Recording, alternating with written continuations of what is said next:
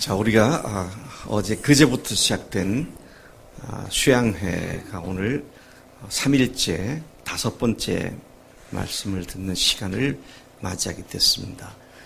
다시 뒤돌아가서 총정리를 해보면 하나님의 이번 수양의 중요한 목적이 복음으로 말미암아 그 위에 세워지는 하나님의 교회. 그래서 이 포스터가 보여준 바와 같이 이번 수양의 주제는 두 가지인데 사실은 한 가지죠. 교회를 세우는 겁니다. 근데 그 교회를 세울 수 있으려면 복음으로만 가능하다. 그래서 우리가 3시간에 걸쳐서 복음에 대한 이야기를 다시 살펴보면서 복음으로 교회의 기초가 되고 복음으로 교회가 세워지기 때문에 우리 장장 3시간에 걸쳐서 복음을 얘기했고 특히 그 복음이 바로 부활로 확증된 복음. 제가 오후에 잠깐 보여주려고 그럽니다만은 동영상 하나를 발견을 했는데 요즘 무기가 대단히 발전을 했더라고요. 비행기로 전투 차량들을 투하해가지고 근데 그 전투 차량들이 전부 풀밭에 떨어져서 풀밭같이 보이지 차량이 안 보여요. 그런데 이제 거기서부터 전투가 시작되는데 어마어마한 위력을 발휘합니다. 그래서 전투는 무기가 줘야 되는구나. 네. 우리가 마귀하고 싸우는데 하나님께서 우리에게 장착시켜 주신 신무기가 있습니다. 그 신무기의 명칭이 부활복음이에요. 그래서 그 신무기를 이따가 한번 이 동영상을 통해서 한번 봐야겠다 그런 생각이 드는데 그 복음이 확실해져야 교회가 세워진다. 그래서 복음은 아무리 강조해도 다함이 없고 더함이 없고 심함이 없는데 왜냐하면 복음을 너무나 많은 거짓 것으로 마귀란 놈이 유사품을 만들어놨기 때문에 유사품을 믿고 바르게 믿는다고 착각하고 있는 사람들이 너무나 많기 때문에 그래서 우리가 진짜 진본으로서의 복음이 십자가와 부활로 확증되어진 이 복음을 우리가 영적으로 딱 무장을 하면 어마어마한 파괴력을 가지고 세상을 주님 앞으로 인도하는 일을 감당하게 될 줄로 믿습니다. 네. 목사로서 제가 참 견디기 어려운 것 중에 하나가 교회 생활이 어제가 오늘 같고 오늘이 내일 같고 그냥 아무 변화도 없이 그냥 그렇게 지나가는 거는 참 못 견디겠어요. 정말 못 견디겠어요. 왜? 교회가 주님이시고 주님의 몸인데 주님의 몸에서 삶의 새로운 변화들이 생기지 않는다고 한다면 석고화가 돼가지고 규화목이 돼가지고 한때는 생명의 물기운이 물관부 체관부를 통해서 그 나무에 오르내리면서 꽃이 피고 열매를 맺었었지만 지금은 그것이 차가운 돌덩이로 변해가지고 아무런 생명의 기운이 나타나지 않는 그런 상태의 신앙이라고 한다면 보통 문제가 아니죠. 그래서 저는 어떻게 보면 60년, 70년 특히 주님과의 개인적인 관계를 확증한 지난 50년간 이 싸움의 연속이었습니다. 주님 아무 일이 일어나지 않는 무미건조한 삶은 거부하겠습니다. 주님이 생명의 역사를 일으키시는 생명의 역사가 계속 번져가는 그리고 내 삶을 영원히 바꿔주시는 이런 변화가 지속적으로 생겨나기를 원합니다. 그렇게 기도했더니요. 내비게이터라는 선교단체를 만나서 구원학생을 얻고 제자 훈련을 받아서 말씀으로 무장되고 기도로 무장되고 또 전도로 무장되고 교제로 무장되더니 그 다음에 하나님께서 그런 과목들을 시작해서 가르치게 하시더니, 그 다음에 셀교회를 알게 하셔서 한국에다가 셀교회를 소개하는 선봉장으로 쓰시기도 하고, 그러다가 다시 하나님께서 저에게 부활복음을 알게 하셔서 제가 무장할 수 있는 최고의 무장으로 저를 무장시켜 주셔서 내년이면 70인데도 지금도 저는 누구를 만나도요, 조그만 아이를 만났거나 성비리처럼 그 정도의 아이를 만났거나 또는 뭐 저보다 20, 30년 대선배 목사님을 만났거나 결국 얘기하다가 가는 귀결점이 복음을 얘기하고 있는 것을 봅니다.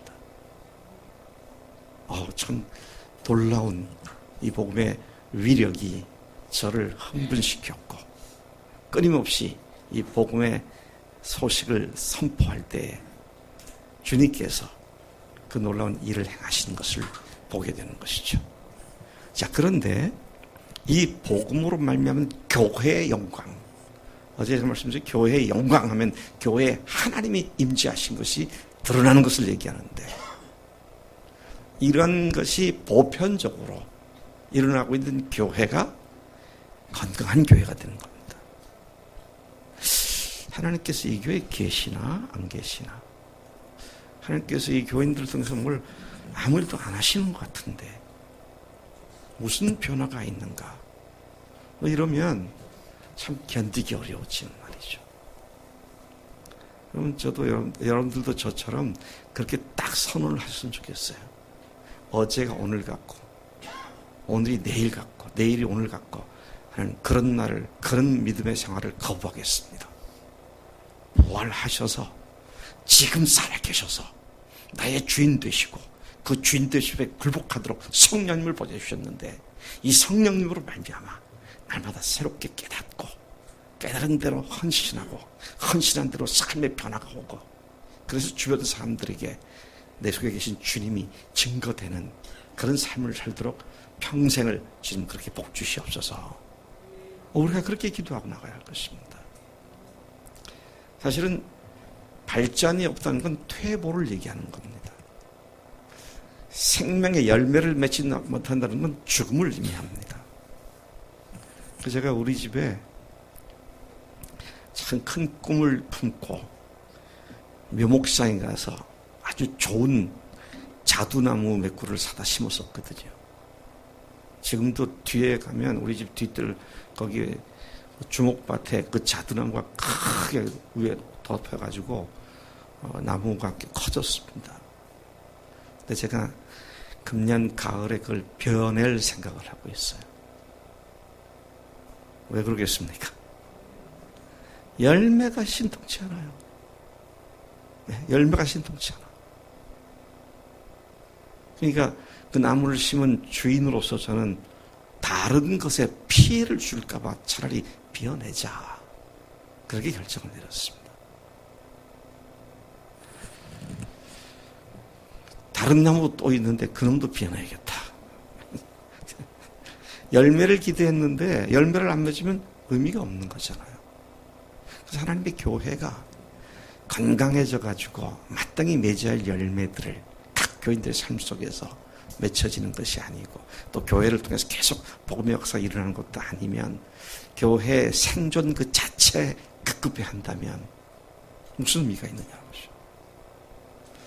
성경은 어제 우리가 본 것처럼 성경은 우리가 감당할 수 없는, 제가 우리의 말로 다 담을 수 없는 어마어마한 것이 교회라고 말씀하시는데, 근데 오늘 세상 사람들에게 교회가 천덕꾸러기가 돼가지고 비난거리가 돼가지고 이러고 있는 이 모습이 참으로 한심하기 짝이 없지 않느냐. 근데 문제는요, 이런 걸 보고도 주먹을 불끈 쥐고 하나님 여기서 우리가 벗어나게 해주세요, 이렇게 기도하는 사람들이 많지 않다는 게 또 문제입니다. 말들은 시니컬하게 아주 그냥 시니컬하게 얘기를 잘하는데 자기들로부터 그런 변화를 시도하지 않아요. 그럼 결과는 뻔한 거죠. 유럽 교회가 그랬고 미국 교회가 그러했듯이 한국 교회도 그 전철을 밟지 않을 수가 없다는 것입니다. 근데 제가 한국 교회라는 큰 집단을 얘기했는데 나 개인이 그럴 수밖에 없다는 겁니다. 이게 다른 사람 얘기 아니면 내 얘기입니다. 우리 얘기예요. 이게. 그래서 오늘 여러분 저와 함께 하나님 몸이 건조한 교회 생활은 거부하겠습니다. 변화없는 교회 생활은 거부하겠습니다. 성령의 열매가 맺히는 그런 교회로 제 삶을 인도해 주시고 우리 교회를 그렇게 바꾸어 주시옵소서. 어제 그랬지 않습니까? 교회가 유일한 소망이라고요. 이 교회 속에서 주님의 역사가 드러나게 될 때 알지 못하고 하나님을 거부하고 있는 수많은 지옥으로 향하고 있는 영혼들을 하나님께로 인도하는 그 아름다운 열매가 계속 맺혀질 줄로 믿습니다. 그것이 우리의 짧은 거리에 국한되지 않고 먼 거리까지도 퍼져나가서 이미 우리 교회가 그 일을 하고 있지 않습니까? 지금 우리는 먼 남미에까지 이 복음을 가지고 기도하며 선교사를 후원하고 있습니다. 또 우리 교회가 독일에도 그렇게 하고 있어요. 우리 교회가 남태평양 한복판에 있는 피지에도 그렇게 하고 있습니다. 우리 교회가 일본에도 그렇게 하고 있고요. 하나님께서 우리에게 이미 주신 기회들이 얼마나 소중한 것인가를 알고 거기에 우리가 최선을 다하여 주 앞에 충성스럽게 일을 할 때 잠깐 갔다 온 필리핀에 갔다 온 7명의 우리 형제 자매들이 그토록 흥분했었는데요. 지속적으로 기도하고 섬기는 선교지에서 우리가 동일한 믿음을 고백하는 하나님의 사람들이 계속 생겨나서 그곳에 하나님의 교회가 건강하게 세워지는 이것이야말로 우리가 소망하는 또 우리의 전 자원들을 다 투자해서 이루어야 할 마땅한 목표인 줄로 믿습니다. 제가 교회가 하나님의 비밀이다 말씀을 그렇게 소개해 드렸고요. 그 교회가 하나님의 비밀인 이유는 창세 전부터 하나님 속에 있었던 것이기 때문이다. 참 그건 엄청난 비밀입니다. 미스테리어스한 아주 하나님의 그 디바인 신성한 그런 비밀이고 창세 전부터 있었고 하나님 마음속에 있었던 것이고 또 예수님께서 이 세상에 오신 사건 이후 이 하나님의 비밀이 비로소 성령님을 통해서 사람들에게 알려주셨기 때문에 이 교회는 하나님의 비밀이라는 사실을 우리가 분명하게 주목할 수밖에 없습니다. 교회가 무엇인지 하나님의 계획이 교회라는 사실을 알려주시기 전까지는 이 세상에는 결코 없었던 새로운 종류의 공동체인 교회가 바로 하나님의 비밀이다라는 말씀이죠.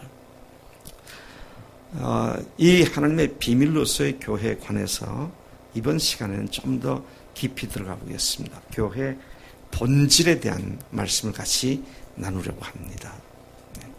많은 사람들이 교회를 마치 무슨 클럽에 가입하는 것처럼 생각하는 사람들이 있는 것 같아요.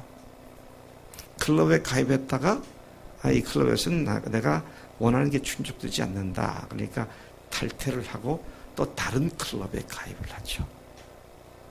그래서 언제든지 부담 없이 가입하고 부담 없이 떠나가는, 그리고 언제든지 다른 걸 또 다른 클럽을 찾아가는 이런 형태의 교회를 이해한다면 그 사람은 교회를 전혀 모르는 사람입니다. 제가 조금 좀 심한 말을 할까요? 참 심한 말을 좀 하겠습니다. 목사님들도 몰라요. 교회가 뭔지 목사님들도 몰라요. 아니 박 목사, 당신이 뭐라고 다른 목사들 함부로 그 얘기하느냐. 교회가 하나님의 비밀이고 하나님의 가족이라고 했지 않습니까? 근데 그 하나님의 가족이라는 말은 주님 다시 오실 때 거대한 우주적인 교회, 그것이 가족이다, 그런 말만 아니라 각 지역 교회가 하나가 각각 하나님의 가족이라는 말입니다. 그 목사님들이 교회가 하나님의 가족인 것을 알면, 우리 교회 지금 이번에 티셔츠 맞춘 거 보니 애들 다 해가지고 애기까지 가서 한 100명 되는 것 같더라고.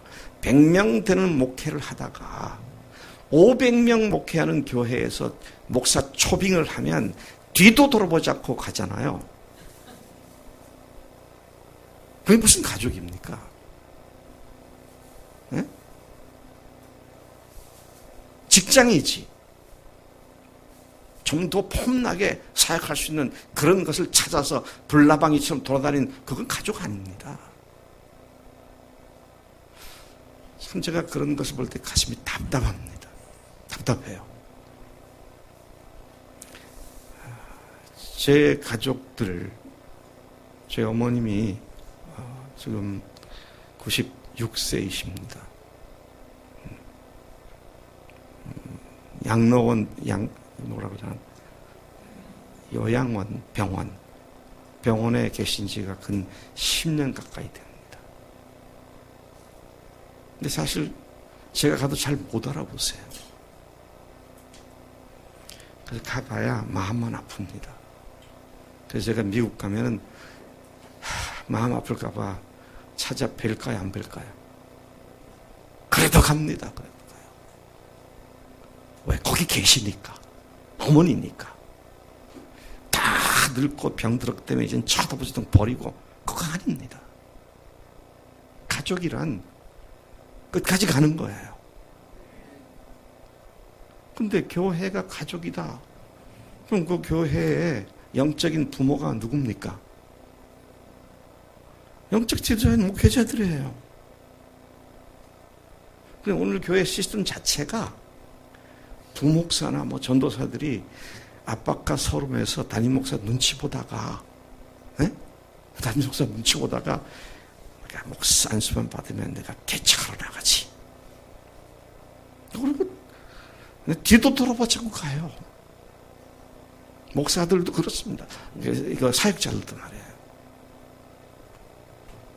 그래가지고 무슨 교인들한테 가족이란 말이나 하겠습니까? 그러니까 성경에서 교회의 본질이 가장 중요한 핵심이 하늘 가족이다, 그 말씀을 하고 계시는데 그 말을 싹 빼놓고 맙니다. 안 해요. 그리고 교인들이 왔다가 정말 가족인지 아닌지 복음으로 잘 확인하고 그들을 세워주고, 그런 일을 통해서 하나님의 가족으로 받아들여야 하는데 그런 것도 안 해요. 오면 그냥 왔다는 걸로 인정해주고.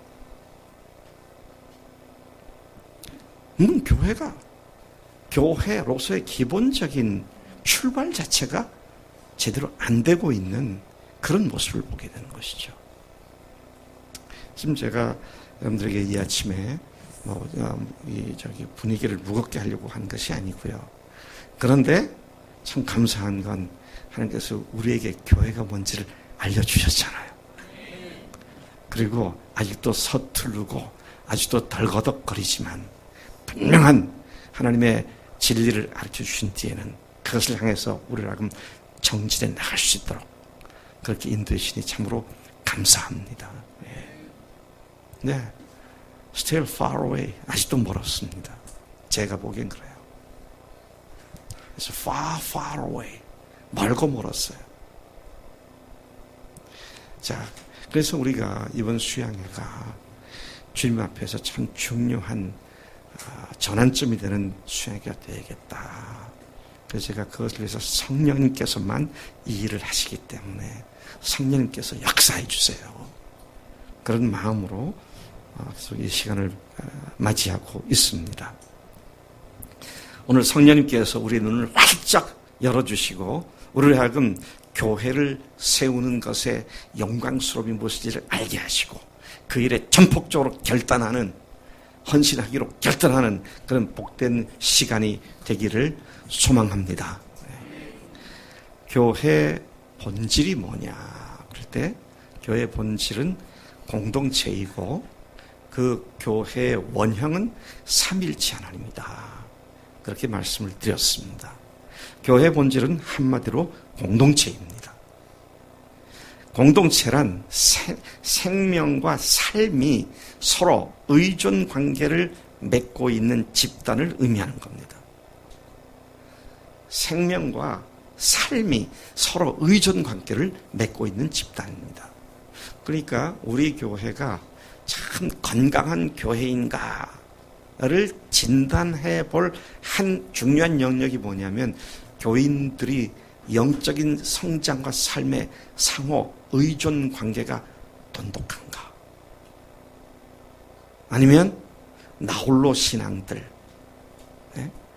광야에 서 있는 우뚝 서 있는 전봇대 신앙들인가? 그걸 잘 살펴봐야 돼요. 관계, 다른 형제 자매들과의 생명력을 주고받는 관계성이 없어도 교회 생활에서 별로 문제 느끼지 않고 그러고 한다면 그거는 건강한 공동체일 수가 없죠. 근데 형제가 있기에 너무 행복하고 자매가 있기에 너무 격려가 되고 도전이 되고 새로운 역사가 계속 우리 속에서 역동하고 있는 그런 공동체, 그런 공동체가 주님께서 의도하신 공동체고 주님께서 그 속에 역사하시는 공동체가 된다는 말씀인 것입니다. 여러분, 교회는 공동체다. 그 말은 나 혼자 신앙생활 할 수 없고요. 내가 여기 있기 때문에 네가 살 수 있고 네가 거기 있기 때문에 내가 살 수 있는, 그래서 아까 말씀드린 삶의 상호 의존적 관계를 갖고 있는 것이 공동체이며 교회가 그런 것이다.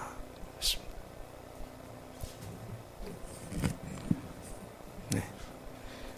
주일학교 아이들이 들어왔다가 또 내키면 안 내키면 또 나갔다가 가서 또 놀 데 없으면 또 들어왔다가, 그래도 쟤들이 있기 때문에 소망이 있는 거예요. 예배 방해꾼들 아닙니다. 아이들이 그렇죠. 근데 쟤들이 있기 때문에 여기 저기 성빈이가 나갔잖아요. 성빈이가 있기 때문에 성빈이 부모들이 소망을 갖고 사는 거 아닙니까? 근데 사실은 저도 성빈이나 현재가 있기 때문에 소망을 갖는 거예요. 왜? 미래가 있잖아요, 미래가. 지금은 아무것도 모르고 천방지축, 엄마 아빠 품에 안겨만 있지만, 진이나 준이나 얘들이 앞으로 우리가 늙었을 때 교회를 끌고 나갈, 미래를 책임질 그런 아이들이죠. 얘들이 없다고 생각해 보세요. 없다고 생각해 보세요. 글쎄요, 양형제 부부가 야잔히 그래도 열심히 돈 벌고 애쓸까? 동기가 부여가 잘 안 될 것 같아. 지훈이가 여기 와 앉아있으니까 너무 아름답고 귀한데, 그것 때문에 엄마가 얼마나 기도를 많이 해. 다 알지. 그러니까 나와만 줘도 엄마는 지금 구름 위에 난 것 같은 그런 기쁨이 있을 거라고요. 나도 그래, 나도. 그래서 여러분, 목사가 뭘 먹고 사는지 아세요? 밥 먹고 사는 거 말고 무엇 때문에 힘이 나고 무엇 때문에 생명 가운데서 다시 벌떡벌떡 일어나는 줄 아세요? 교인들의 변화가 목사들의 먹입니다. 그게 있어야 목사가 목회를 할 수 있는 힘이 생겨나요. 물론 그거 없어도 죽으라면 죽어야 되는 것이 우리지만, 근데 그것이 아까 첫날부터 말씀드렸지만 그것이 목사에게 상승작용을 해서 더 힘있게 만들어주고요. 더 능력있게 복음을 선포하는 하나님의 사자가 되게 만들어주고. 근데 설교를 해도 그냥 발장 끼워서 눈만 멀뚱멀뚱 그러면 이 설교를 듣나 안 듣나, 무슨 반응이 있나 없나 그거 보통 문제가 아니에요. 여러분, 개미가 또는 벌이 자기 집단을 떠나서 한 개체가 살 수 있습니까? 없습니까? 못 살아요. 못 살아요. 공동체로서의 개미나 벌이 그 공동체를 떠나게 되면 살 수 없는 겁니다. 제가 오늘도 보여드릴까 하다가 하도 여러 차례 봐서 그거는 오늘 안 보여드리는데, 그 황제 펭귄 영하 110도 큰 추위에도 그냥 그들이 그 벌판에서 버티고 생존하는 이유가 그 동영상을 보니까요, 서로 딱 밀착돼 가지고, 그리고 바람이 불어오는 최전선에 섰던 펭귄이 일정한 시간 되면 뒤로 딱 빠지고, 그 다음 펭귄이 와서 딱 앞에서 불고, 그리고 자기들이 품고 있는 알이 얼지 않게 부화가 될 수 있도록. 근데 그 펭귄이 거기에 있지 않고 혼자 뚝 떨어 저기 가 있으면 어떻게 될까요? 끝난 겁니다. 끝난 거예요.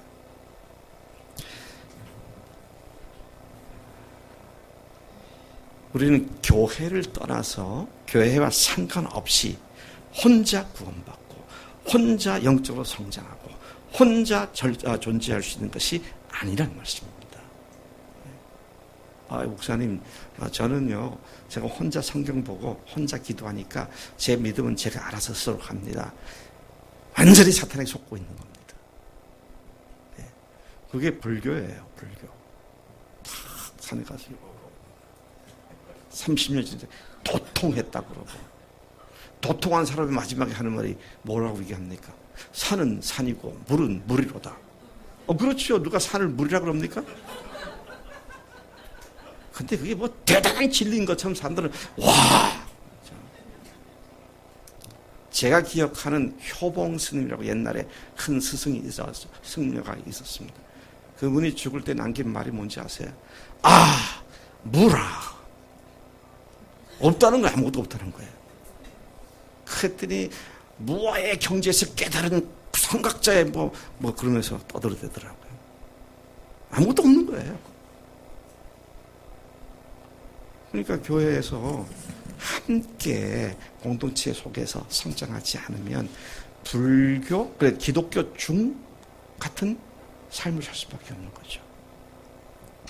그리고 이 위험한 게요, 특별히 혼자 기도로서 모든 걸 다 해결한다는 사람들이 위험한 것이 뭔지 아세요?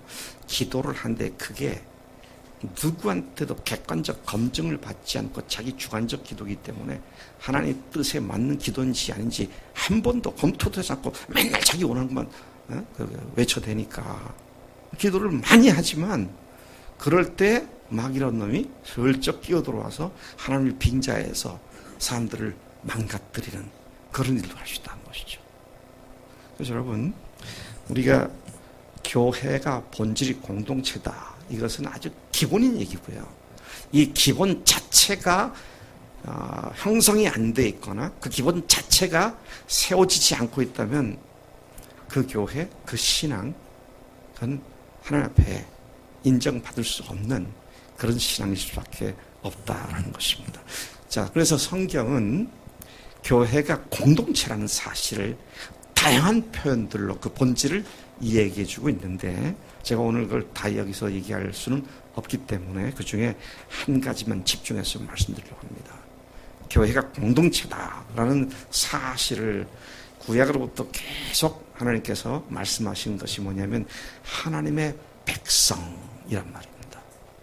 하나님의 백성. 그래서 공동체로서의 백성, 한 국가, 이 개념은 하나님의 통치를 받는 집단들이다, 그런 말을 강력하게 의미하는 표현이기도 합니다. 그래서 너희는 택하신 족속이요, 그 다음에 뭐라고 했습니까? 왕같은 제사장들이요, 거룩한 나라요, 그의 소유된 백성이니. 그래서 하나님께서는 교회를 하나님의 백성이다. 이스라엘 백성들이 구약이에요. 그들의 정체성이 뭐에 근거했습니까?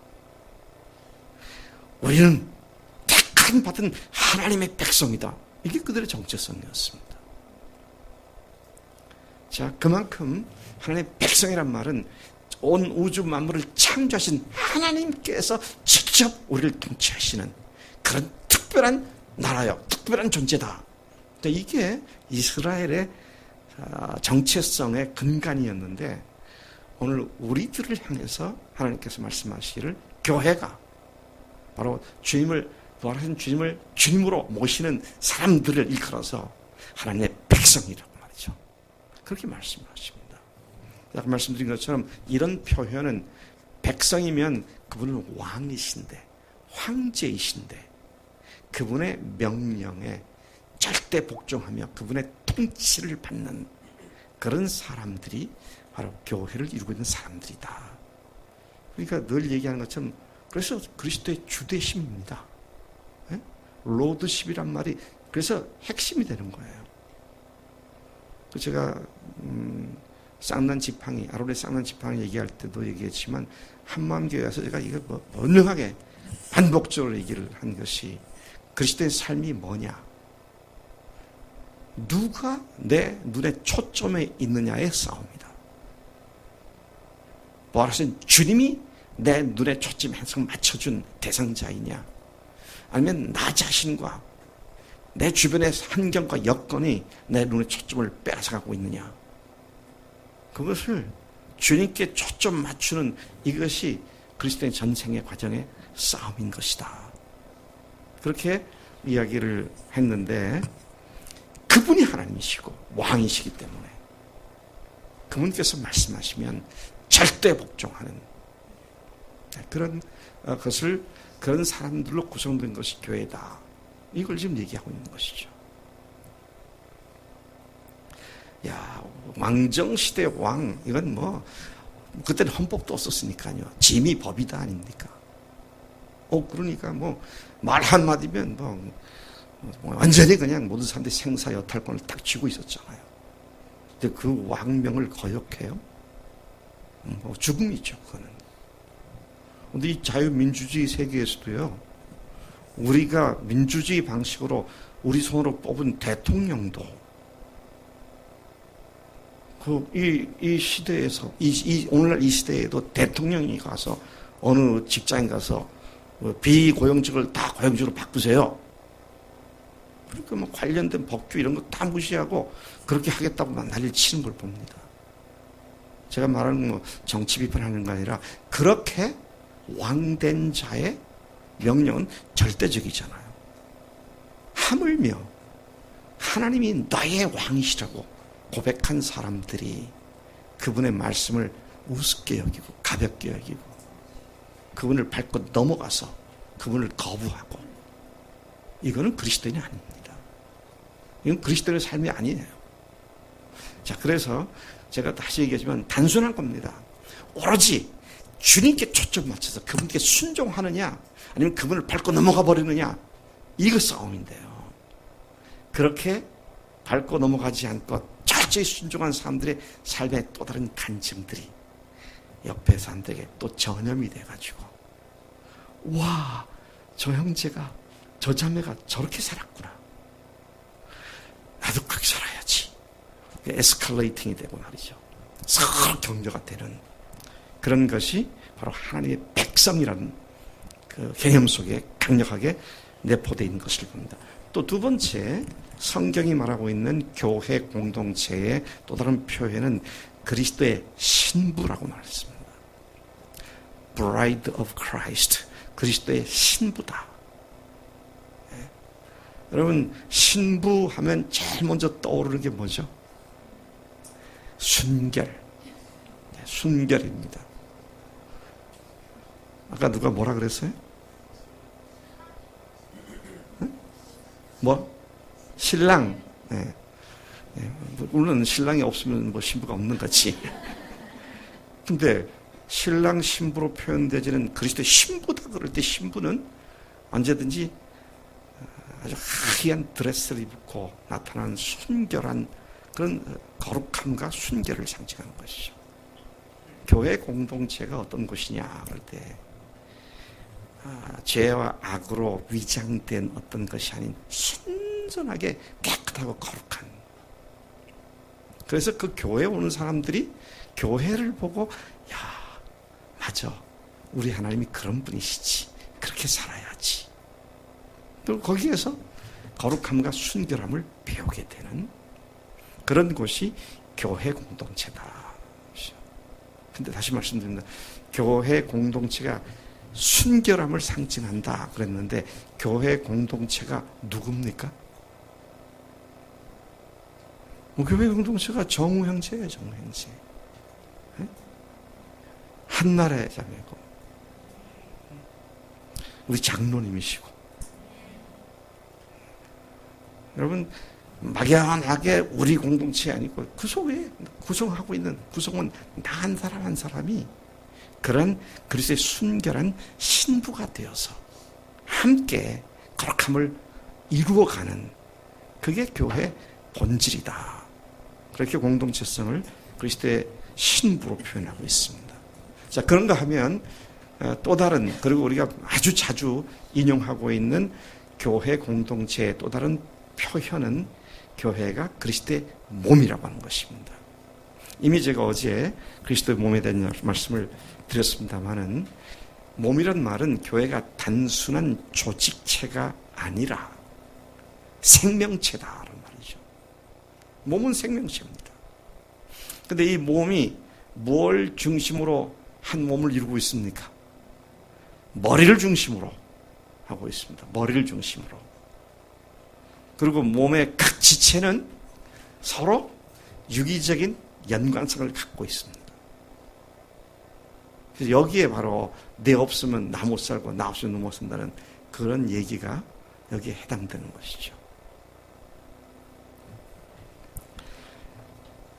단순한 조직체가 아니다라는 말이 굉장히 중요한 말입니다.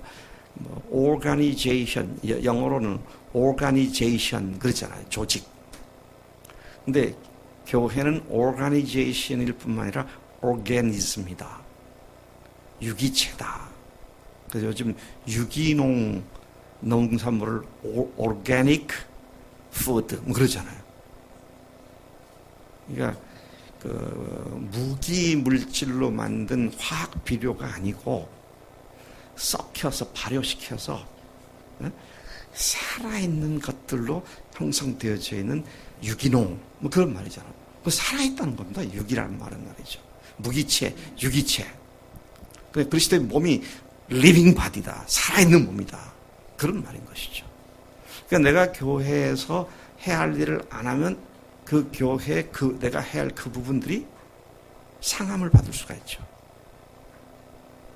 또 내가 교인으로서 주님 앞에 바로 서지 못하면 그 교회가 정상적인 기능을 발휘하기가 어렵게 되고요.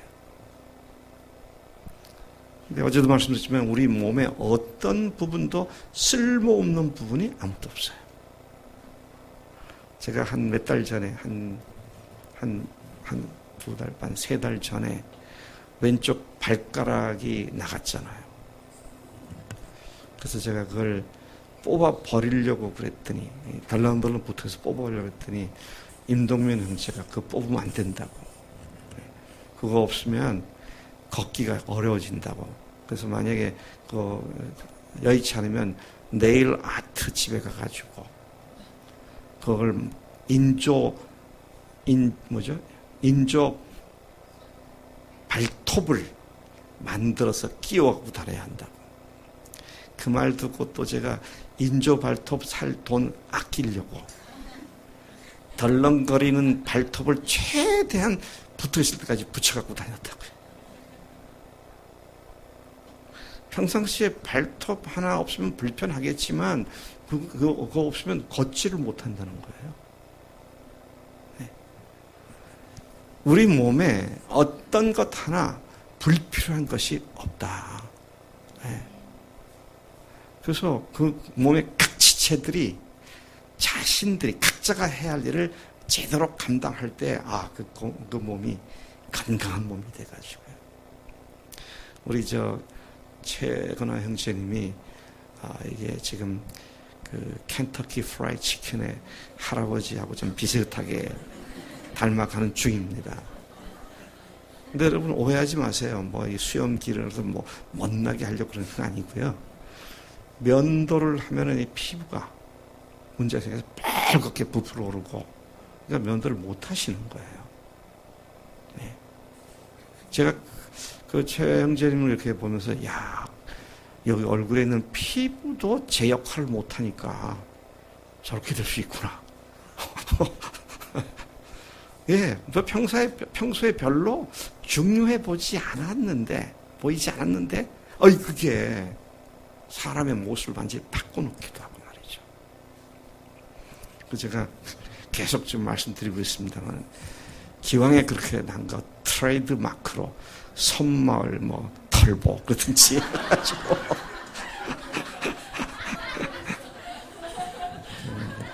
딱 그냥 트레이드 마크가 돼갖고 우리 교회 이 마크처럼 어디든지 그게 딱 붙어가지고 그냥 문어 복 아구 문박 아니지 문박은 여기고 아문찜, 예. 또 무슨 찜, 주문찜, 예.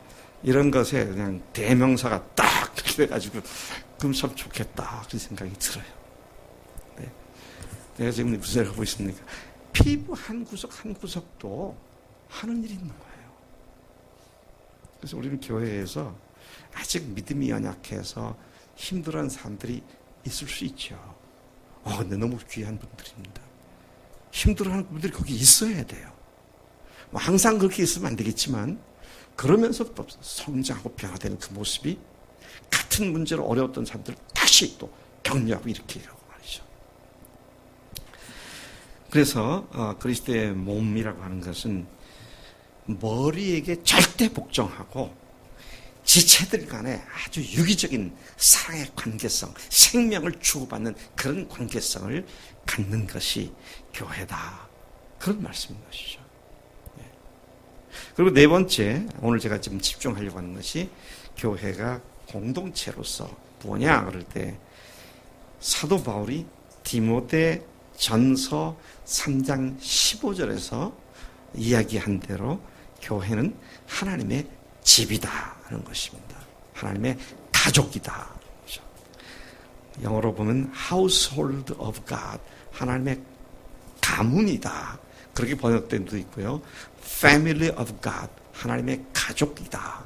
그렇게도 번역된 같은 말입니다만은, 그래서 이 시간 디모데전서 3장 15절을 같이 찾아서 보시겠습니다. 디모데전서 3장 15절입니다. 같이 읽겠습니다. 시작. 만일 내가 지체하면 너로 하여금 하나님의 집에서 어떻게 행해야 할지를 알게 하려 함이니 이 집은 살아계신 하나님의 교회요 진리의 기둥과 터니라. 어제 제가 진리의 기둥과 터다라는 말씀에 대해서 잠깐 언급을 했습니다마는 오늘은 그 앞의 내용을 다시 한번 보겠습니다. 만일 내가 지체하면, 내가는 바울입니다. 지금 편지를 받고 있는 너로 하여금, 너는 디모데입니다. 바울이 디모데에게 하는데, 내가 너한테 가려고 지금 계획을 했는데 늦어지게 되면, 그때를 대비해서 내가 너한테 지금 편지를 쓰고 있는 거다. 내가 가려고 하는 것이 지체하게 되면 네가 하나님의 집에서 어떻게 해야 할지를 알게 하기 위해서 편지를 쓰고 있는 거다. 하나님의 집에서 어떻게 해야 할지를 그렇게 말하고 있습니다. 이어서 사도 바울이 이 집은 살아계신 하나님의 교회다. 그렇게 말하고 있는 것이죠. 교회가 하나님의 집인데 이 하나님의 집은 Family of God은, 하나님의 가족은 살아계신 하나님의 교회다. 그렇게 말씀을 하고 있습니다. 그래서 여러분, 교회는 다시 말씀드리지만 공동체로서 영적 가족 공동체다. 그런 말씀을 하고 있는 것입니다. 이 표현은 하나님을 사랑하는 사람들이 혈육의 가족처럼, 아니 그 이상 영적 가족을 이루어서 사랑하는 관계가 되어야 한다. 그거를 얘기하고 있는 것이죠. 근데 사랑하는, 목숨 걸고 사랑하는 그러한 관계가 바로 교회 본질이라는 말씀입니다. 여러분, 우리가 그런 측면에서 정말 하나님이 우리에게 말씀하시는 사랑을 제대로 이해해야 합니다. 사랑도 종류가 많잖아요. 많습니다. 필레오의 사랑, 에로스의 사랑, 또 아가페의 사랑, 그렇게들 얘기하지 않습니까? 친구들과의 우정, 필레오죠. 필로스. 그 다음에 이성 간의 사랑, 에로스 사랑입니다.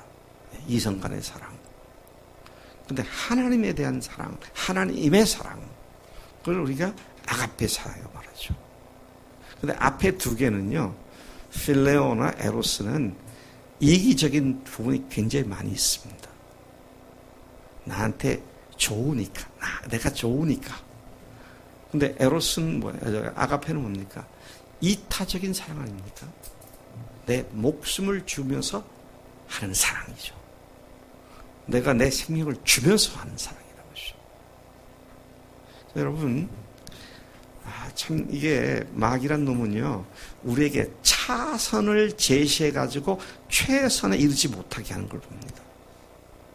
그래서 영어 속담에 better, 보다 나은 것, better is the enemy of the best. better라고 하는 건 best의 적이다, 그런 말이죠.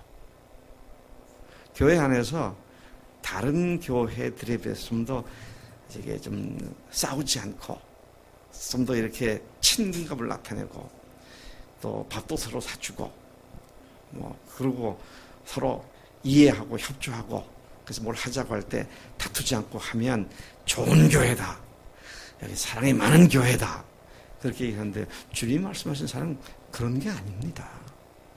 뭐예요? 어떤 사랑이에요? 아시잖아요, 여러분. 어떤 사랑? 형제를 위해 목숨을 버리는 사랑입니다. 형제를 위해서 목숨을 버리는 사랑이에요. 근데 지금 여러분들이 형제를 위해서 목숨 버릴 일은 없잖아요. 그럼 뭡니까? 형제를 위해서 시간을 주는 겁니다. 네?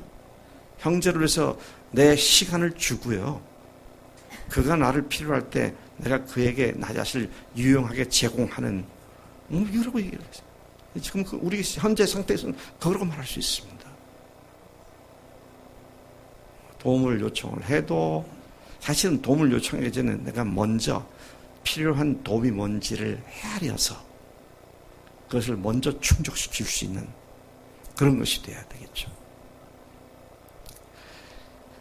여러분, 우리 교회 이번 수양에 다른 교회에서 오신 세 분이 계시잖아요. 그럼 이분들도 복음을 위하여 주님 위해서 헌신한 사람들이면 우리 청년들, 지금 한 아들은 아직도 안 들었는데 여기 같이 청년들 밥 먹을 때 같이 밥 먹고 그렇게만 할 게 아니라, 형제 언제 부활하신 예수 만났어? 그분이 실제가 됐냐고,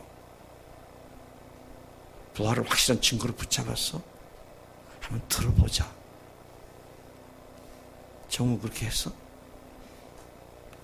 했어 안 했어? 똑바로 대답해봐. 내가 미션을 줬거든요. 미션을 안 줘도 참 목사가 딱 볼 때 나이가 우리 또래 청년들이구나, 야 다영아 네가 좀 만나, 그러든지, 대훈이 네가 맡겠다, 야 네가 해라, 그러든지. 근데 천 목사님 그게 안 해도 또 대훈이가 야 나하고 나이가 비슷한 것 같은데 좀 얘기 좀 해야겠다, 그러고 가서, 그게요 형제를 위해서 목숨 버리는 거예요.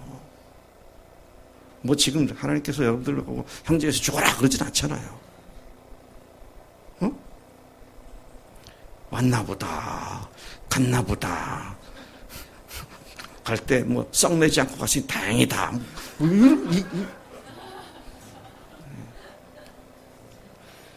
여러분, 심효섭 형제를 위해서 얼마나 기도하고 계세요?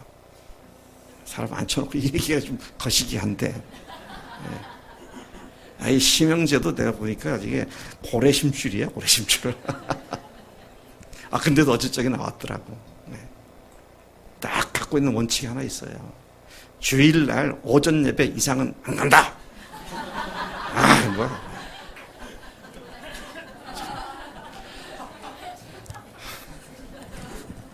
그 선을 얼마나 성실하게 안 넘는지, 그걸 넘을 일이 없어요, 보니까. 오전 예배 드리고 오후에 별일이 없어도 그냥 딴 데가 있다가 예배 끝나면 식구를 같이 가고, 참 노력이 가상해, 그거 보면. 근데, 다가가갖고, 좀 교제하자. 예수님이 실제로 심형제 당신에게 어떤 분이냐. 그래가지고 좀 도전도 하고 말이죠. 그렇게 보면 교제할 사람들이 너무 많아요. 너무 많다고요. 그 얘기 하려고 사실은 밥도 먹자고 그래놓고 밥 시켜 먹고서 그 얘기 안 하고 또 헤어져.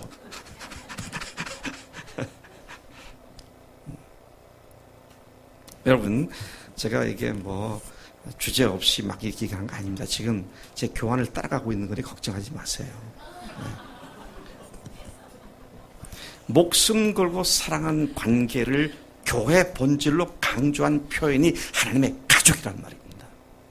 가족입니다. 저는 이번에 우리 미국에서 왔던 짧은 기간이지만 손주, 손녀하고 얘네들이 부활 복음을 제대로 아는가, 그 점검하다가 얼마나 기뻤는지 말이죠. 똑 부러지게 그냥 알고 있고 믿고 있더라고요.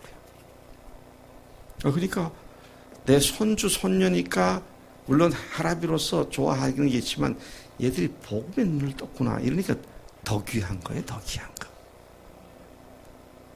그래서 여러분, 부모들이요, 자식 안 사랑하는 사람 없잖아요. 다 사랑하는 줄 압니다. 준이 아빠도 준이 사랑하잖아요.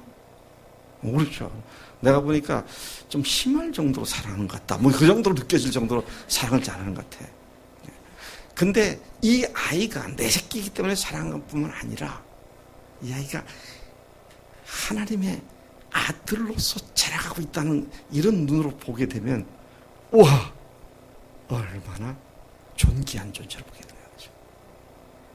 사람들이 참 너무나 많은 사람들이 열등감에 시달리며 살고 있더라고요. 열등감에 시달리고 있어요. 근데 그것은 왜 그렇습니까? 자기 자신을 초점 맞춰서 보니 별 게 없어. 이거 내세울 것도 없고 그래요. 근데 주님께 초점 맞춰서 보면, 우와, 내가 천지를 지으신 대주제 하나님의 아들이구나, 딸이구나. 어마어마한 사건 아닙니까? 네. 그래서 제가 이번에 가서 네팔 가가지고, 여러분, 에베레스트 산의 주인의 아들이 여기에 왔습니다. 그렇게 하셨던 거죠. 목숨 걸고 서로 사랑 관계, 이것에 대해 좀 더 우리가 생각을 해보겠습니다. 사도 바울이 이런 교회를, 공동체적 본질을 갖고 있는 교회를 설명하는 가운데에 이 교회를 일컬어서 뭐라고 말하면 은혜의 경륜이다, 그렇게 말을 했습니다. 우리 다시 한번 에베소 3장을 가보시겠습니다. 에베소 3장. 에베소 3장 2절. 자, 2절을 같이 읽습니다. 시작. 너희를 위하여 내게 주신 하나님의 그 은혜의 경륜을 너희가 들었을 터이라. 은혜의 경륜을 너희가 들었을 터이다. 그 다음에 또 3장 9절을 가서 보시겠습니다. 9절 시작. 영원부터 만물을 창조하신 하나님 속에 감췄던 비밀의 경륜이 어떠한 것을 드러내게 하려 함이라. 여기서도 경륜이라는 말을 썼습니다. 경륜은 자전거를 얘기하는 건 아니고요. 경륜, 경기장 이런 말이 있잖아요. 그게 아니고요. 이 경륜이라는 말은 참으로 굉장히 어려운 말입니다. 신학적으로 어려운 말이에요. 근데 그 경륜이란 말을 우리가 이해하려면 헬라어로 이걸 뭐라고 얘기하고 있는가, 경륜을 어떻게 헬라어로 말했는가를 보면 그 의미의 실마리를 찾을 수가 있습니다. 자, 그 은혜의 경륜을 오이코노미아라는 말로 쓰고 있는 겁니다. 오이코노미아는 빨리 5번만 빠른 속도로 오이코노미아 한번 해봅시다. 시작. 오이코노미아. 뭐가 돼요? 이코노미가 되는 거예요. 이코노미. 네. 오이코노미아, 이코노미. 이코노미가 뭡니까? 경제, 경영, 그런 말입니다. 그래서 비행기 좌석을 끊을 때 이코노미석 그렇잖아요. 싼 경제적인 좌석, 그래가지고 이코노미 그러죠. 이 이코노미란 영어 단어가 오이코노미아에서 온 것인데, 이 단어는 두 개의 헬라어가 합성된 단어입니다. 그래서 첫 번째 오이코스라고 하는 단어. 오이코스란 말은 집이란 말입니다. 집, 가족, 그런 말입니다. 오이코노미아에서. 그 다음에 느메오, 노미아, 노미아의 원형은 느메오인데요. 느메오란 말은 그 아까 얘기한 것처럼 경영하다, 그런 말입니다. 그러면 경륜을 오이코노미아라고 우리가 읽는데, 오이코노미아의 의미가 집하고 경영이니까 가정이 운영되는 방식이다, 그렇게 이해가 되는 거예요. 다시 말하면요, 교회가 뭐냐 그때 하나님께서 영적인 가족들로 구성된 교회를 운영하는 방식, 그게 경륜이다, 그런 말이 되는 겁니다. 여러분, 다른 어떤 조직체하고 교회가 독특하게 구분되어지는 것이 몇 가지가 있습니다. 교회가 가족이 구분되어지는 몇 가지 독특한 독특성이 있습니다. 예를 들면 교회는 철저히 죄송합니다. 가족은 철저히 혈연 관계로 이루어집니다. 그렇죠? 같은 부모의 피를 이어받은 형제, 자매, 철저히 같은 피를 이어받은 혈족 관계가 되는 것이죠. 자, 이게 굉장히 오늘 우리에게 교회가 하나님의 가족이다라는 말에서 가족의, 교회에 대한 본질을 이해하는데 굉장히 중요한 의미를 던져주고 있습니다. 뭡니까? 예수님의 보혈로, 그리고 그분의 부활의 확증으로, 그분을 하나님으로, 주님으로 모신 이런 사람들로 구성되는 것이 교회다, 그런 말씀인 것이죠. 이 고백으로 서로가 확인되어지고요. 성민이가 이제 보니까 이렇게 부활하신 예수님을 하나님으로, 주님으로 믿고 있었구나. 그렇게 확인되어지면 이 성민이가 건강 성민이가 아니에요. 어떤 성민입니까? 거룩한 하나님의 백성, 성민. 그건 아니지만 하나님의 아들, 그로서의 성민이구나, 이게 보여지게 되죠. 그게 안 보여지면 그렇게 존귀하게 대하기가 어려워요. 그냥 박 전사님 자제니까 그냥 잘 대해주자, 그 정도지. 하나님의 아들이구나, 그렇게 보면은요, 이게 얼마나 귀한 존재인지 몰라요. 지금 중2인데 이제 내년 고2인데 고3 되고 대학 가고, 금방 성인데요. 금방 성인데. 제가 여러분들에게 좀 요청을 하려고 합니다. 말이 나왔으니까. 여러분, 성민이를 위해서 좀 투자 좀 하세요. 투자 좀. 네? 네? 저기 좀 공부하는 데 도움되는 거 있으면 좀 투자도 해주시고요. 뭐 영어 공부하는 데 도움이 있으면 또 거기서 뭐 사주기도 하시고. 뭐 투자를 해야 좋은 열매가 오지. 이거 박전수만 있으니까 알아서 하겠지. 근데 이게 지금 제가 얘기하려는 핵심이 거기에 있는 겁니다. 박전수 사람이 있으니까 알아서 하지. 그러면 나는 그렇게 말한 나는 성민이한테는 가족의 의미가 아무것도 아닌 겁니다. 저는 성민이가 하나님의 가족인 줄을 믿고 있어요.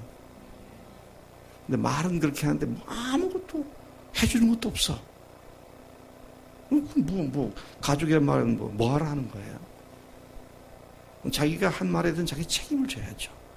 적어도 자기가 믿는다고 공개적인 선언까지 했으면 그 믿음대로 살아야죠. 자, 혈연 관계로 주신다. 그래서 이 혈연 관계로 하나님의 자녀가 됐는지를 확인이 돼야 됩니다. 근데 확인을 어떻게 해요? 이 사람이 정말 예수님의 십자가의 보혈과 부활의 확실한 증거를 믿고 하나님의 아들이 됐구나, 딸이 됐구나, 이것을 어떻게 우리가 알 수 있습니까? 큰 소리로. 간증과, 그 다음에 간증만 해가면 또 속을 수가 있더라고. 간증과 또 삶을 잘 지켜보는 가운데. 근데 간증을 했는데 삶이 잘 안 된다 그러면 열심히 가서 도와줘야 되고 말이죠. 확고하게 서게 만드는 것이 필요하죠. 근데 이 작업이 없이 그냥 믿는다 그러면 집 내주고 그 다음에 교인 됐다 그러고 그것은 정말 위험할 수도 있습니다. 아직 아닌데 된 것처럼 착각하고 네? 그렇게 교인들을 받아줘가지고 문제가 될 수 있어요. 그래서 여러분, 우리 교회에서는 이 그리스도의 피로 하나님의 자녀로 부활의 확증으로 섰는지를 확인하기 위해서 몇 가지 절차가 있잖아요. 처음에 교회에 나오면 큰 마음과 기쁨으로 환영을 하고 그 다음에 저하고 10주간의 성경 공부를 하잖아요. 복음을 공부합니다. 다 공부하고 난 때는 그 복음을 그대로 믿는지 간증문을 쓰게 하잖아요. 간증문을 썼으면 그걸 끝나는 게 아니라 그걸 어떻게 해요? 그렇게 믿었는지를 교인들이 알아야 되니까 교회 그것도 오후 찬양에서 주일 오전 예배 때 전체 교인들 앞에서 간증을 읽게 함으로 신앙을 고백하게 해서 교인들이 저분이 예수님을 저렇게 믿는구나. 그걸로 끝나는 게 아니라 그 다음에는 어떻게 합니까? 아예 의식을 갖춰가지고 침례를 통해서 이분이 예수님과 함께 죽었고 예수님 부활하심과 함께 다시 살아나서 이제는 하나님의 교회 일원이 된 것을 공개적으로 선포합니다. 그리고요, 또 한 가지 의미가 뭡니까? 교인들도 당신이 그런 신앙을 가졌으니까 우리가 우리의 가족으로 받아들여서 앞으로 당신의 삶을 철저히 돌보고 책임지겠습니다. 이런 것이 침례가 갖고 있는 의미인데요. 우리가 그렇게 하기 위해서 계속 그 절차를 밟고 있잖아요. 제가 우리 장로님을 생각할 때 참 감사합니다. 장로님이 다른 안양에 있는 침례교회에서 안수 받으시고 장로님으로 오셨는데, 우리 교회 오셨는데, 오셔가지고 장로님도 간증 쓰셨잖아요. 네? 그래서 우리 교회 오는 사람은 누구나 자기 신앙을 고백을 해야 알지. 추측해가지고, 주일날은 꼬박 오니까 믿음 좋은가 보다. 양지원이가 아빠, 엄마 밑에 잤으니까 예수님을 믿겠지. 그거 아니고 자기 입으로 고백을 해야 돼. 네. 자, 그렇게 해서 하나님의 가족이구나 하는 것이 확인되어질 때, 그럼 그 다음에 목숨 걸고 사랑해야죠. 목숨 걸고 사랑하는 그런 가족이 되는 것이다 하는 것이죠. 여러분, 이 혈연 관계로 확인이 되어졌을 때에 교회로서의 구성원이 되는 것일 뿐만 아니라 교회가 하나님의 가족이다라는 말이 의미하는 또 다른 의미는 하나님의 가족 관계는 영원한 것이다 하는 것입니다. 잠깐 만났다가 헤어지는 그런 관계가 아니다 하는 것입니다.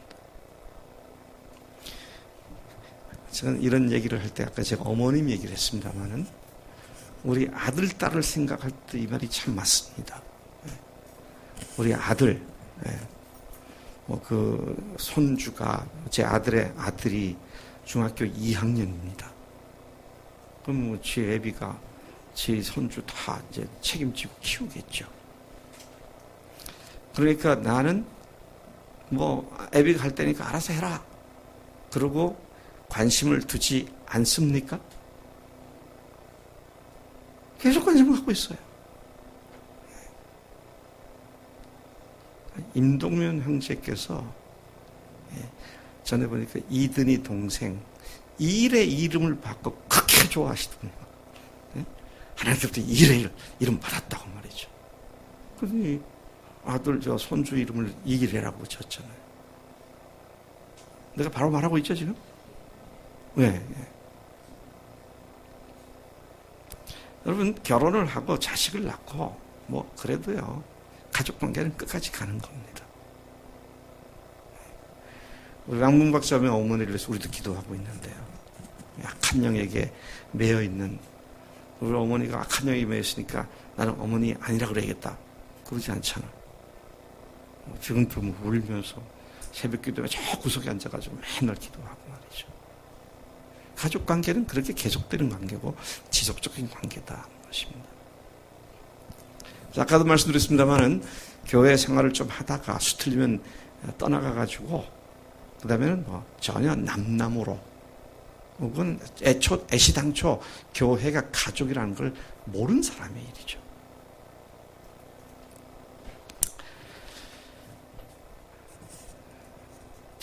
그러니까 이 부모가 사회적으로 지탄을 받게 되면 자식들이 어떻게 합니까? 에이, 우리 아버지가 크게 먹었다고 말이지. 동네방네 떠들면서 그렇게 합니까?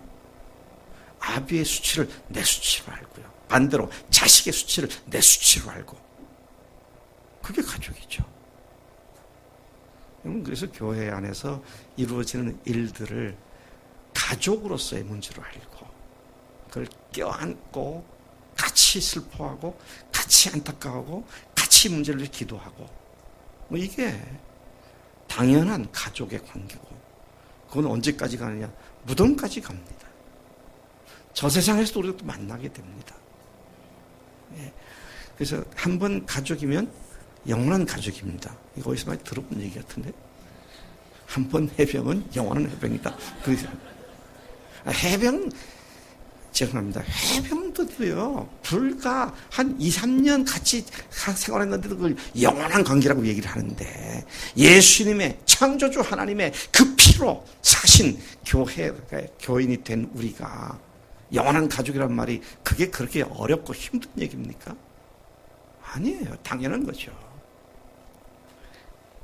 제가 정말 여러분들 대답을 들어보고 싶어요.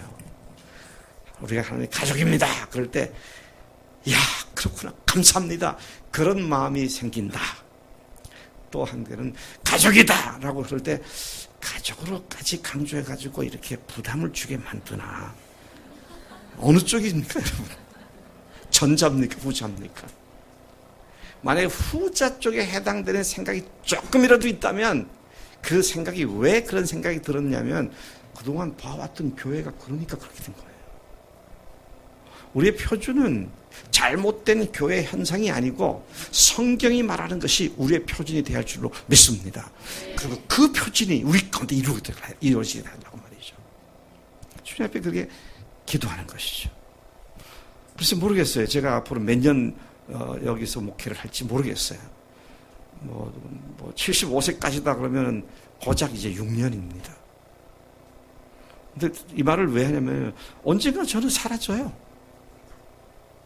근데 여러분들이 여러분의 교회를 어떤 교회로 지금부터 열심히 만들어 갈 것이냐.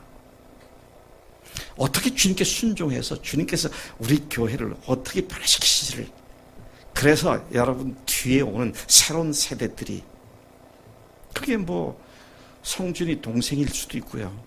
또 뭐 누구야 준이 동생일 수도 있고요. 새로 태어날 아이들도 있고 새로 믿게 되는 새신자일 수도 있고요. 그들이 우리 교회에 딱 들어왔을 때에는 당연히 하늘 가족이 이런 거구나. 처음부터 그렇게 배우고 처음부터 그렇게 보고 그래서 형제 자매를 사랑하는 것이 너무 자연스러워지고 그런 교회 토양을 우리 각자가 이루도록 하나님께서 우리를 부르신 줄로 믿습니다. 우리가 열심히 모여야 돼요.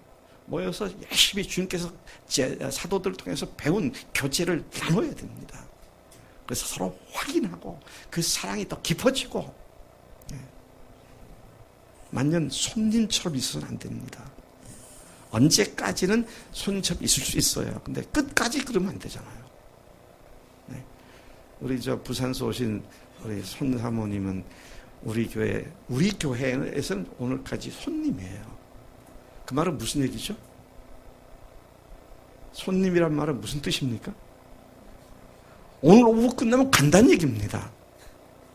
그렇잖아요. 근데 안영경 자매는 우리의 손님이야, 가족이야? 가족이니까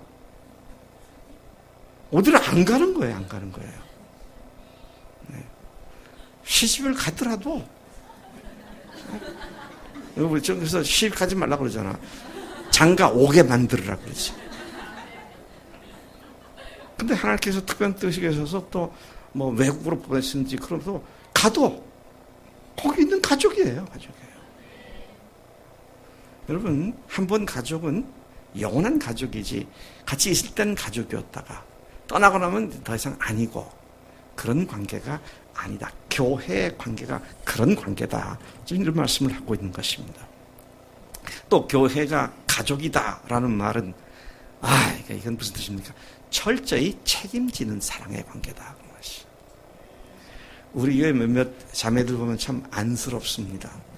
이 무더운 여름철에 뭘 이렇게 하나 안고, 그냥 예배 시간도 안고 있고, 밥 먹을 때도 안고 있고, 이 더운 때 말이죠.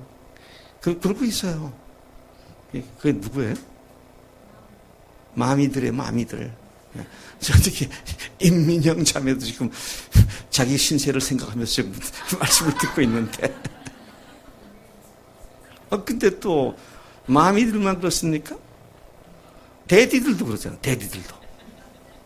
임정서 병자는 아예 저 안에 들어가 있어. 오늘은 준이 아빠가 여기 딱 있으니 좋네요. 준이 아빠도 자주 거기 들어가 있더라고요. 그건 또 아내를 사랑하기 때문에 그런 줄로 제가 아는데, 여러분, 책임지는 사랑이라는 말은 그가 주님 앞에 바로 서기까지, 건강하게 서기까지 계속 관심 갖고 기도하고 돌봐주고. 그래서 우리 혜림이하고 혜미가 나만 보면 괴로울 것 같아. 맨날 너 이번 주 왜 관심 안 썼어? 근데 그렇게 내가 하는 이유는, 답을 해봐. 박 목사님은 그렇게 말로 괴롭히는 걸 좋아하기 때문에 그런다. 둘째, 박 목사님도 그런 말 할 때 마음이 괴로울 거다. 1번, 2번.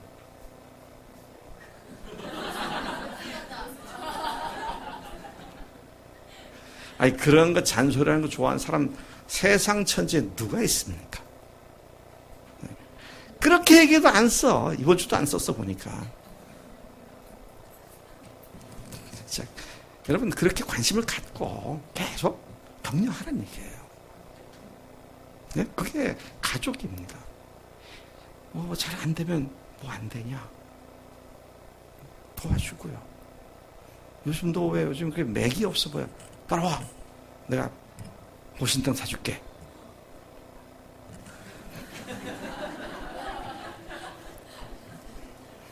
우리 그렇게 서로 사랑해야 하는 거예요. 목숨 바쳐 사랑한다. 거창한 거 아닙니다. 시간 주는 거고요. 관심을 갖는 것이고요. 조그만 사랑이라도 베푸는 것이고요.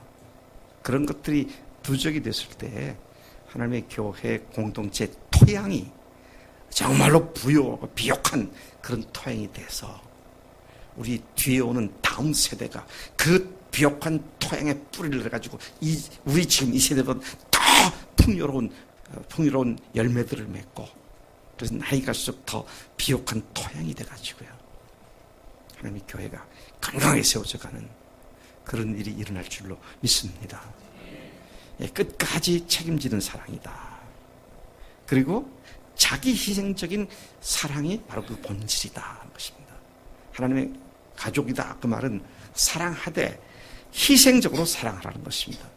가족 간에 이루어지는 사랑은 그저 서로 좋고 편하게 대해주는 차원에서 끝나는 것이 아니지 않습니까? 네? 좋은 말로 좋게 대해주고 그게 아니잖아요. 자기를 희생하는 그런 사랑의 관계가 가족들과의 관계이죠.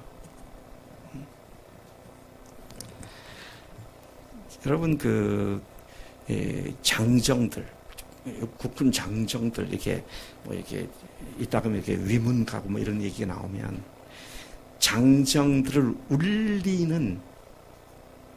울리기 위해서 PD들이 하는 짓이 하나 있습니다. 뭐 짓이라고 좀 이상한데 하는 일이 하나 있어요. 뭘까요? 어머니를 불러라. 어머니 불러보라 그러면 그 늠름하고 굵직굵직한 장정들도 어머니 그러고는 닭똥 같은 물 뚝뚝뚝 흘리잖아요. 왜 그렇습니까? 근데 그 대목에 아버지는 안 나오더라고 항상 보면. 왜 그래요? 어머니가 나를 위하여 희생적으로 온갖 고통과 어려움을 참고 나를 길러준 그 손때가 묻은 그 사랑의 손길을 알기 때문 아닙니까? 아버지야 큰 소리만 쳤고 엄격하기만 하니까 자식들 마음에 어떤 심한 자식들은 아버지가 없어졌으면 좋겠다 그렇게 생각할 때가 있을 거예요. 근데 네?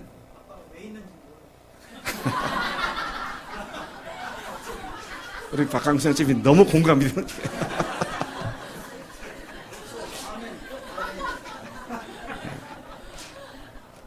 그래서 야속하다고 생각하지 말고 회개하시고 사랑해 주세요. 사랑 앞에 장사가 없습니다. 사랑 앞에 무너지지 않을 사람은 없습니다. 저도 주님의 사랑 앞에 무너져서 오늘 이렇게 살고 있는 겁니다. 지식적으로 알아가지고 다 신학 체계를 딱 갖춰가지고 주님 앞에 굴복한 거 아닙니다. 주님 나를 사랑하셨고 지금도 사랑하시고 얼마나 사랑하셨느냐. 목숨을 주께 사랑하셨고 지금도 나를 눈꽃같이 사랑해주시고. 여러분 사랑이 아니면 사람들은 안 바뀝니다.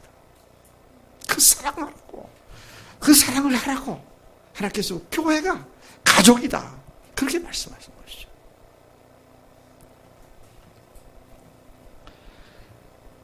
다시 말씀드립니다. 이런 사랑은 사랑해야지라고 생각되는 것이 나오는 것이 아니라 혈족 관계로서 하나님의 가족이구나 이것이 믿음으로 딱 받아들여지게 되면 그냥 저절로 나오는 줄로 믿습니다. 우리 안현자 선생님 보면 참 놀라워요. 참 놀라워요. 애들 가르치면서 애들을 어떻게든지 예수 믿게 하려고 애를 쓰고 부모들을 만나고 그러니까 어디 갔어?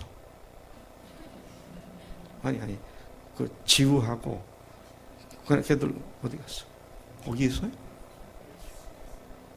탈출했어?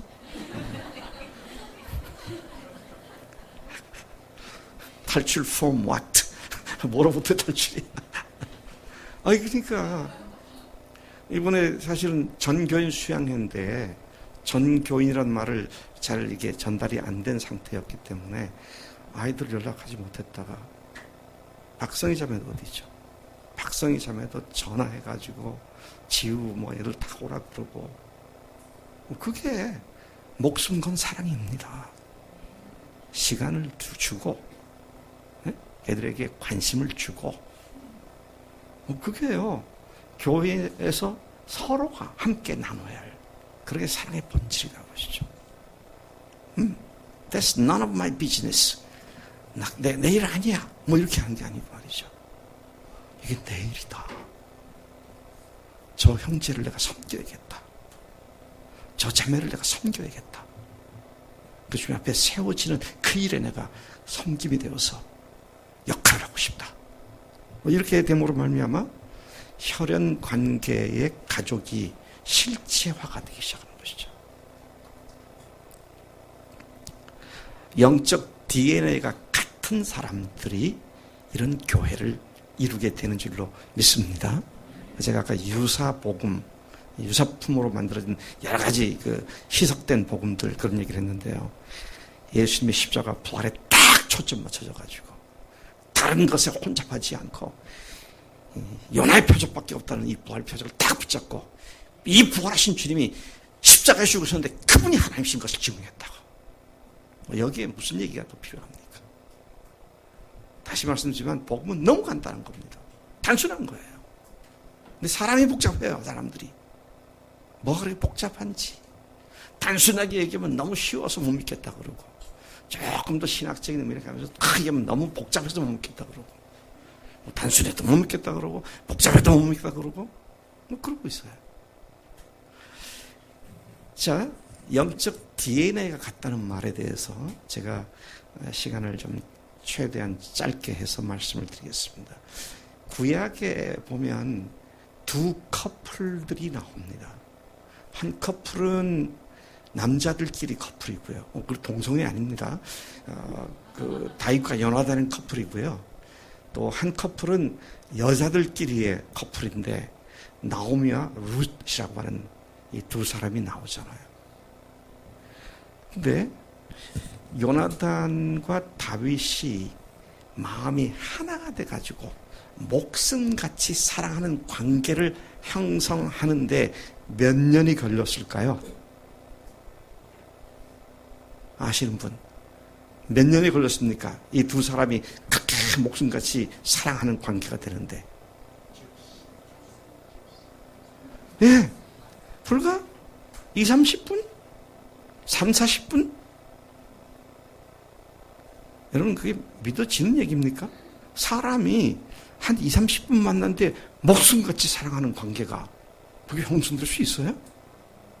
10길 물속은 알아도 한 길 사람 속은 모른다는데 근데 어떻게 2, 30분 만에 그렇게 될 수 있냐고요? 될 수가 있습니다. 어떻게 될 수 있습니까? 영적 DNA가 같은 것이 확인되어지면 이 영적 DNA가 같아지니까 확인되니까 그냥 그대로 껴안습니다. 여러분 잘 아시다시피 다윗과 요나탄은 그렇게 크게 친구가 될 수 있는 신분이 아니었습니다. 한 사람은 왕자죠. 한 사람은 베들레헴 총구석에 있었던 목동이죠. 양 냄새가 풀풀 나는 그 목동을 왕자가 껴안고 내 형제라고 말이죠. 이거 어떻게 가능한 겁니까? 영적 DNA가 같았기 때문입니다. 자, 영적 DNA가 같은 것이 어떻게 확인되어졌느냐. 자, 여러분 다윗이 골리앗을 치러 뛰쳐내려갔잖아요. 근데 골리앗이 뭐라 그러냐? 야, 어디가 나를 개로 알았느냐? 몽둥이 막대기 갖고 내려오다니. 그러면서 모독적인 얘기를 합니다. 그러니까 다윗이 내려가면서 뭐라 하면 너는 칼과 창을 의지해서 하지만 나는 여호와의 이름으로 내가 나간다. 전쟁에 이기고 지는 것은 활과 창에 있는 것이 아니라 오직 여호와의 손에 달렸다. 그럼 달려나가고 물맷돌로 탁 들어서 이마 딱 쳐가지고 그 목을 베갖고 승전에서 돌아온 거 아닙니까? 그 얘기를 이쪽의 진영에서 사울 왕과 요나단과 이스라엘 사람들이 다 듣고 있었고 저쪽 진영에서는 블레셋 사람들이 다 듣고 있었고 근데 양쪽에 듣는 사람들 가운데 유별나게 가슴이 쿵쾅거리면서 뛰는 사람이 한 사람 있었습니다. 저 친구 나하고 똑같네? 저런 친구가 우리 가운데 있었구나. 얼마나 흥분했는지 몰라요. 왜냐하면 그가 바로 왕자 요나단인데 그도 지금 17장에서 전투가 나오잖아요. 14장에서도 블레셋과 이스라엘 전투를 합니다. 다른 전쟁인데요.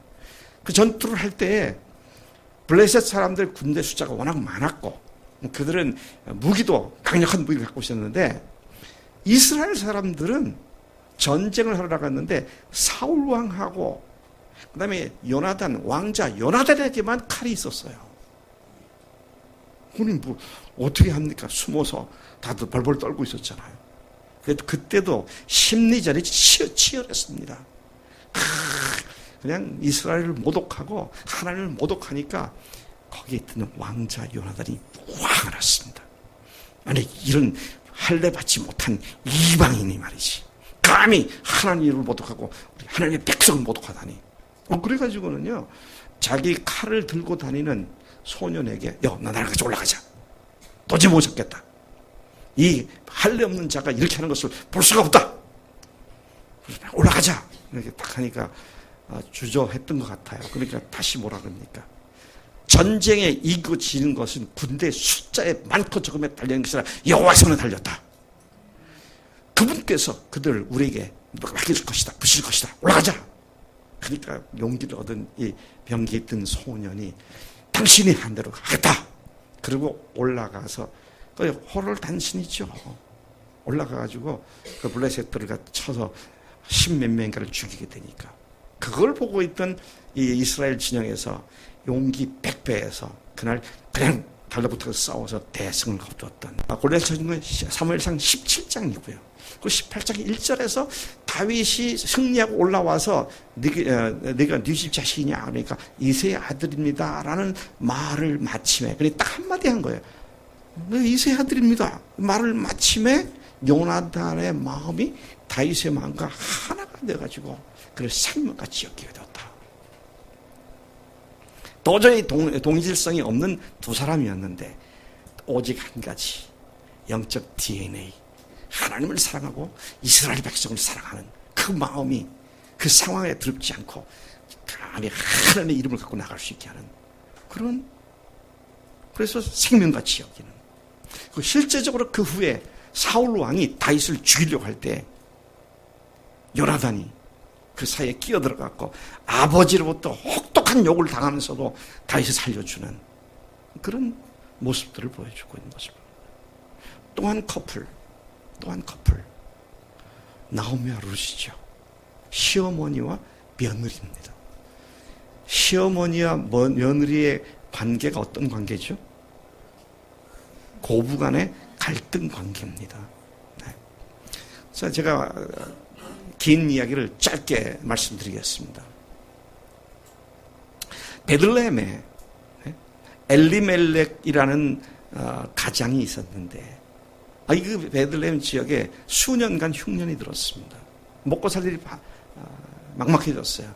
그래서 짐을 싸가지고 모압으로 모압 지방으로 이민을 갔습니다. 그 시대에도 이민을 가더라고요. 그게 뭐 성경은 처음부터 아브라함부터 이민의 역사가 계속됩니다만 이민을 가서 두 아들이 결혼을 했습니다. 그러니까 엘리멜렉 아버지가 있죠. 아론과 기럨과 말련 두 아들들이 있죠. 또 그 엘리멜렉의 부인인 나오미가 있죠.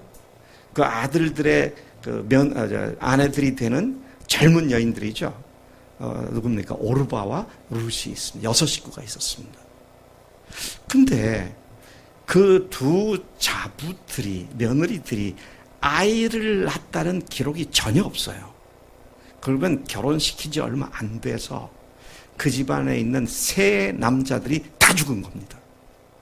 그래서 하루아침에 쌍가부도 아니라 트리플 가부가 됐잖아요. 세 가부들이 생겼습니다. 그러니까 이 나오미가 생각하기를, 시어머니가 생각하기를 얘네들은 앞날이 구말리 같고 내가 얘네들을 먹여 살릴 능력도 없고 그러니까 얘네들을 자기 고향으로 돌려보내야겠다. 그래서 돌아가라. 네 아비 집으로 돌아가라. 처음 와서 안 들으니까 또 다시 재차해가지고 오르바가 울며 입 맞추고 돌아갔습니다. 룻을 다시 불러서 내 동서가 돌아간 것을 너도 돌아가라. 그러니까 룻이 하는 이야기가 더 이상 나오미가 시어머니가 말릴 수 없는 말을 합니다. 그 이야기가 룻기에 나오는데, 여러분 시간이 없으니까 그냥 제가 읽기만 하겠습니다. 룻기 1장 15절부터 17절까지 이렇게 말합니다. 나오미가 또 이르되 보라, 내 동서는 그의 백성과 그의 신들에게 돌아가나니 너도 너의 동서를 따라 돌아가라 하니, 룻이 이르되 내게 어머니를 떠나며 어머니를 따르지 말고 돌아가라 강권하지 마옵소서. 어머니께서 가시는 곳에 나도 가고 어머니께서 머무시는 곳에 나도 머물겠나이다. 어머니의 백성이 나의 백성이 되며 어머니의 하나님이 나의 하나님이 되시리니, 어머니께서 죽으시는 곳에서 나도 죽어 거기 묻힐 것이라. 만일 내가 죽는 일 외에 어머니를 떠나면 여호와께서 내게 벌을 내리시고 더 내리시기를 원하나이다. 더 이상 말릴 수 없는 이야기로 끝을 냈습니다. 자, 이와 같은 룻이 나오미에게 어머니 하나님이 내 하나님이고 어머니 백성이 내 백성이다. 어머니 죽는 곳에 나도 죽고 어머니가 가신 곳에 나도 가고, 이렇게 이야기를 한 것에 대해서 2장에 가서 그 내용들을 다시 이야기를 하는 것이 나옵니다.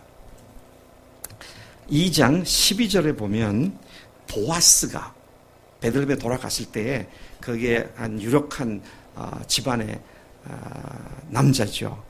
그 보아스가 하는 얘기입니다. 2장 12절 보니까 여호와께서 네가 행한 일에 보답하시기를 원하며 이스라엘의 하나님 여호와께서 그의 날개 아래에 보호를 받으러 온 네게 온전한 상 주시기를 원하노라 하는지라. 당시에 그 소문을 들었던 보아스가, 이 여인이 하나님의 날개 아래 보호받기를 원했구나.